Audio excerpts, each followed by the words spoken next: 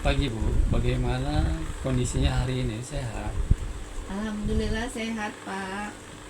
Ada yang bisa saya bantu? Iya Pak, saya sedang tidak nyaman. Jika boleh saya mendengarkan, silakan Ibu menceritakan pada saya permasalahan yang sedang Ibu alami. Sepertinya saya belum siap Pak. Baiklah, jika Ibu butuh waktu, silakan minum airnya dulu. Ya, terima kasih Pak.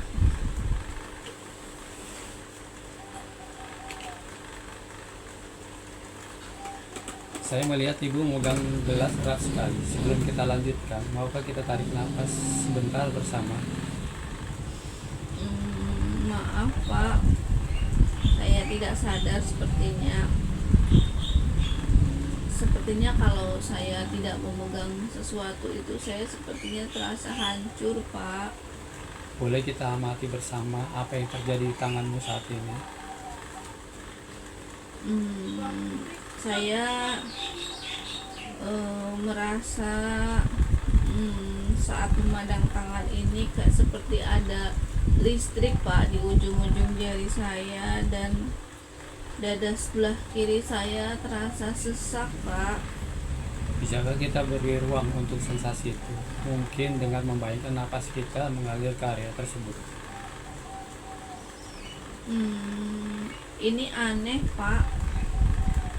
Tapi sesaknya berkurang sedikit sekali, seperti ada ruang untuk bernafas lagi.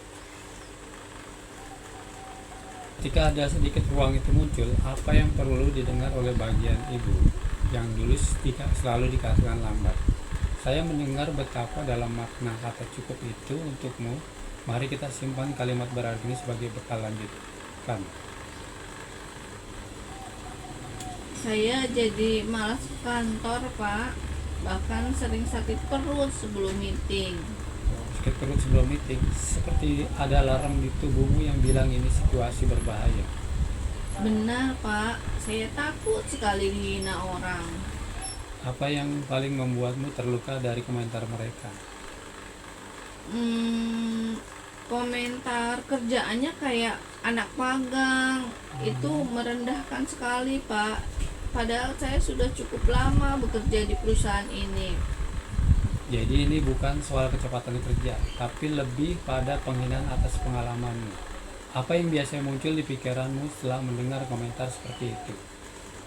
Saya merasa tidak dihargai Pak, seolah semua kerja keras saya itu sia-sia. Kadang saya berpikir, memangnya saya tidak bisa apa-apa ya? Jadi selain sakit perut, ada juga perasaan tidak berdaya yang muncul. Bagaimana dampaknya pada performa kerjamu setelah kejadian itu? Saya jadi overthinking Pak. Sebelum mengirim email, sebelum presentasi, saya itu jadi takut salah. Tapi malah jadi sering telat karena terlalu banyak yang direvisi. Seolah ada lingkaran setan. Semakin takut dihina, semakin kewalahan dan kritikannya pun mungkin bertambah. Jika ada satu hal yang bisa mengubah situasi ini, apa yang ibu inginkan? Saya ingin berhenti mengomentari saya di depan umum Pak. Mari kita lihat kekuatan ibu. Apa yang pernah ibu lakukan sebelum saat menghadapi tekanan? Dulu saya pernah bicara dengan HRD, tapi malah diberitahu supaya saya jangan terlalu sensitif. Lalu bagaimana kau bertahan sampai sekarang? Ya, saya curhat ke teman dekat. Dia bilang saya pantas mendengarnya. Jadi dukungan itu penting untuk ibu. Bagaimana jika kita buat strategi untuk memperkuat dukungan itu?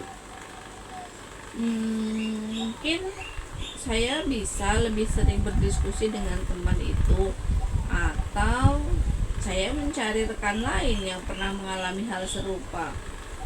Tepat sekali. Selain dukungan eksternal, apa yang bisa ibu lakukan untuk melindungi diri saat komentar negatif itu terjadi? Saya bisa mencoba untuk menarik napas dalam-dalam Mhm. sebelum meresponnya, kemudian mencatat komentar mereka untuk evaluasi nanti. Tapi saya khawatir, Pak, kalau dianggap terlalu defensif. Oh, jadi kekhawatiran itu wajar. Mari latihan respon asertif sederhana. Misal, jika ada yang bilang kerjaanmu seperti magang, apa yang ibu sampaikan? Hmm, saya mungkin bisa bilang saya terbuka untuk masukan, tapi akan lebih membantu jika disampaikan secara profesional, Pak. Bagus kalau begitu. Kalau kita ukur dengan skala 1 sampai 10, seberapa yakin ibu bisa menerapkan ini di meeting berikutnya? Mungkin 6, Pak. Saya masih agak takut, tapi lebih siap dari sebelumnya. Oh, apa yang bisa meningkatkan keyakinan ibu ke angka 7 atau 8? Kalau saya berlatih dulu dengan teman dekat atau menyiapkan catatan kecil berisi kalimat-kalimat mungkin, Pak. Baik, mari kita buat rencana kecil untuk minggu depan. Pertama, mungkin kita awali dengan diskusi dengan teman mendukung. Kedua, latihan latihan 1 kali respon asertif. Ketiga, evaluasi reaksi tubuh.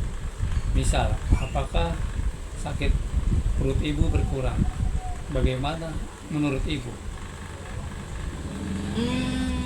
Ketiga, ibu, saya mendengar kamu ingin suara kamu didengar tanpa penghinaan. Kedua, punya sistem dukungan di kantor. Mungkin saya bisa, Pak, coba teknik itu. Tapi kalau mereka tetap tidak berubah bagaimana, Pak? Nah, itu pertanyaan penting. Mari kita siapkan beberapa skenario.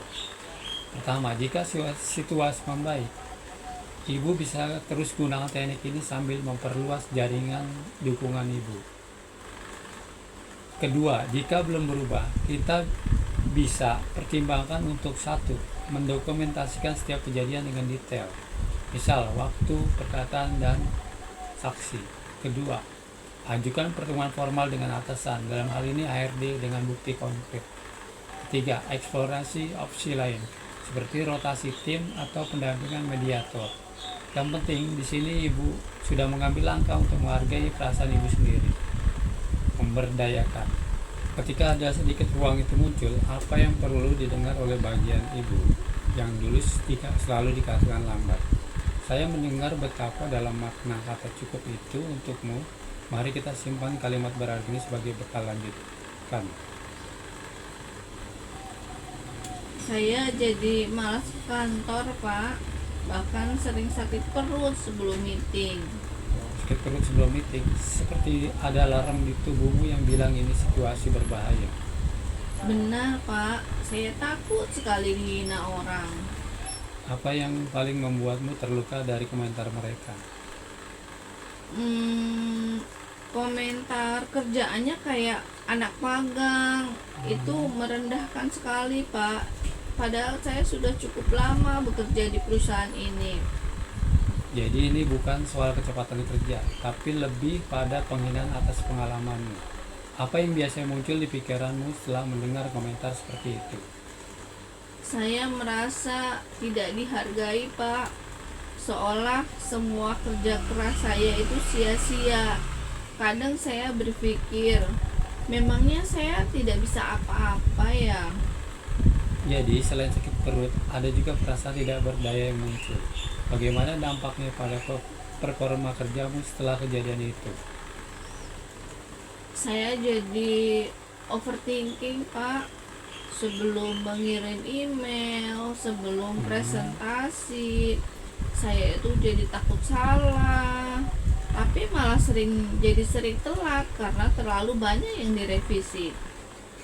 Seolah ada lingkaran setan. Semakin takut dihina, semakin kewalahan, dan kritikannya pun mungkin bertambah. Jika ada satu hal yang bisa mengubah situasi ini, apa yang Ibu inginkan?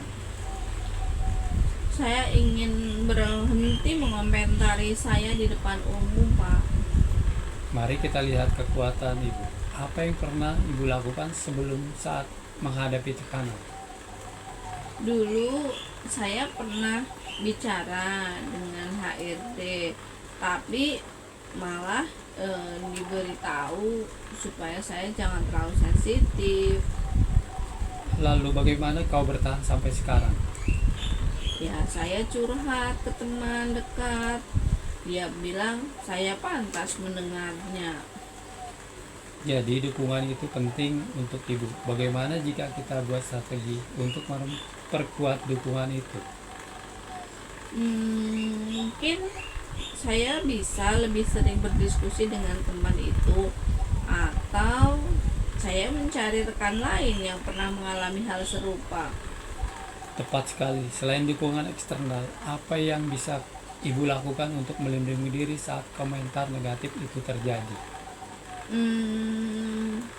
Saya bisa mencoba untuk menarik napas dalam-dalam sebelum meresponnya, kemudian mencatat komentar mereka untuk evaluasi nanti. Tapi saya khawatir, Pak, kalau dianggap terlalu defensif.